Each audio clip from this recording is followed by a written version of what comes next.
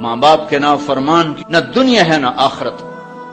ایک صحابی ہے، یا رسول اللہ میرا باپ نا میری کمائی میں سے خرچ کرتا، مجھ سے پوچھتا ہی نہیں، اور شرعاً قانوناً اگر میری کمائی میرے باپ کی جو کمائی ہے یا زمین ہے جائیداد ہے اس سے الگ میں نے اپنی محنت سے کوئی کمائی کی ہے، وہ میری ذاتی چیز ہے، قانوناً میرے باپ کو بھی پوچھنا چاہیے کہ بیٹا یہ تمہاری چیز میں لے سکتا ہوں، یہ پیسہ میں استعمال کر سکتا ہوں، قانون یہ ہے۔ تو اس نے قانون کی بات کی کہ میرا باپ میرا مال اٹھا کے خرچ کر دیتا، مجھ سے پوچھتا ہی نہیں۔ آپ نے کہا اس کے باپ کو بلاؤ۔ اس کے باپ کو بلایا تو وہ انہوں نے پوچھا کیوں بلا رہے ہیں؟ کہ تیرے بیٹے نے تیری شکایت کی۔ تو اس کو اتنا غم لگا کہ وہ کٹ کے مر گیا۔ اور عرب کی شاعری تو پھر پوری دنیا میں مشہور ہے، آج بھی مشہور ہے۔ تو اس نے دل ہی دل میں کوئی شعر کہے، درد بھرے دکھ بھرے، اور وہ انہی شعر کو اپنی زبان سے نہیں دل ہی دل میں کہتا کہتا دربار رسالت میں مسجد میں پہنچا تو جبریل پہلے آ چکے تھے۔ کہنے لگے یا رسول اللہ، اللہ تعالیٰ فرما رہے ہیں کہ آپ اس سے کہیں کہ پہلے وہ شعر سنا جو تیری زبان سے تو ادا نہیں ہوئے، تو تیرے رب نے عرشوں پہ سن لیے ہیں۔ آپ نے فرمایا بھائی اب تمہارا کیس سنوں گا، پہلے وہ شعر سنا جو تیری زبان سے نہیں ادا ہوئے۔ اللہ نے سنے۔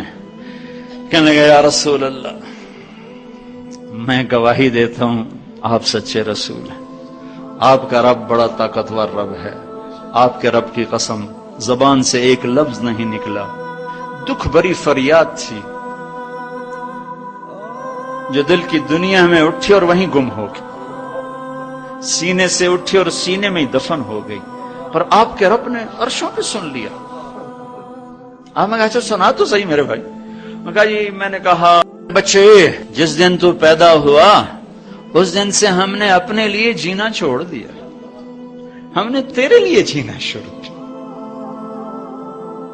گرمی سے لڑے، سردی سے لڑے، موسموں سے لڑے، حالات کے آہنی پنجوں سے رزق نکالا، جبڑوں سے رزق نکالا، جوانی کو قربان کیا، صحت کو قربان کیا، اپنے جذبات کو سلا دیا، تیرے چہرے کی ایک مسکراہٹ دیکھنے کے لیے ساری ساری رات کام کیا، سارا سارا دن کام کیا، کبھی دھوپ میں کبھی سردی میں، کبھی گرمی سے لڑا کبھی سردی سے لڑا، کبھی موسم سے لڑا کبھی بھوک سے لڑا، تجھے کھلایا خود بھوکا رہا، تجھے پلایا خود پیاسا رہا، تجھے چھاؤں میں لٹایا خود دھوپ میں بیٹھا، تجھے سکھ پہنچایا خود دکھ جھیلا۔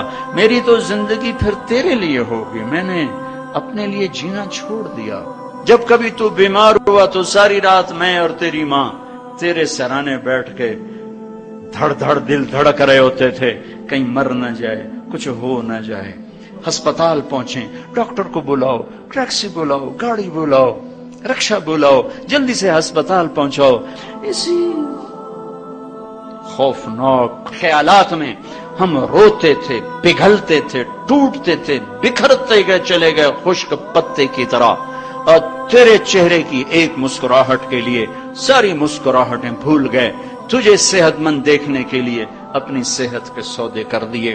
اور اس طرح ایک دن نہیں گزرا، یہ شب و روز گزرے، دن اور رات گزرے، لیل و نہار گزرے، بہار و خزاں گزری، رت بدلی، موسم بدلے، بادل اندھیری بارش آئے اور گئے، یہاں تک کہ تو پروان چڑھتا گیا، میں ڈھلتا گیا، تجھ میں جوانی میں رنگ بھرا اور بڑھاپے نے میرے سارے رنگ نوچ لیے۔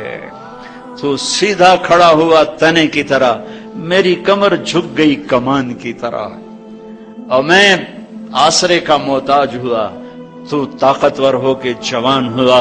پھر مجھے خیال آیا کہ میں اس کی انگلی پکڑ کے چلا، گود بٹھا کے چلا، کندھے بٹھا کے چلا، ہاتھ بٹھا کے چلا، اس کے لیے در در کی ٹھوکریں کھائیں۔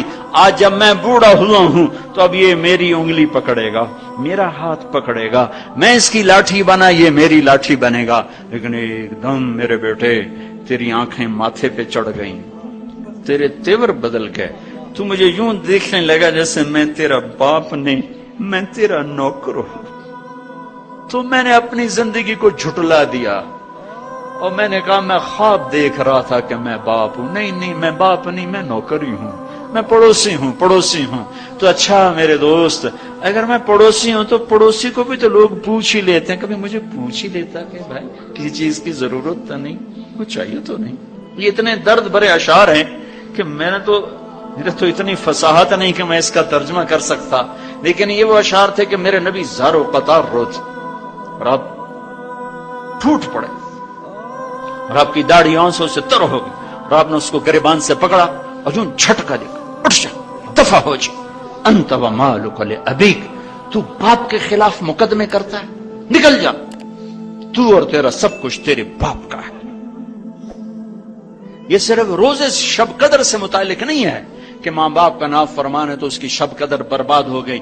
ماں باپ کا نافرمان ہے تو سب کچھ برباد ہو گیا.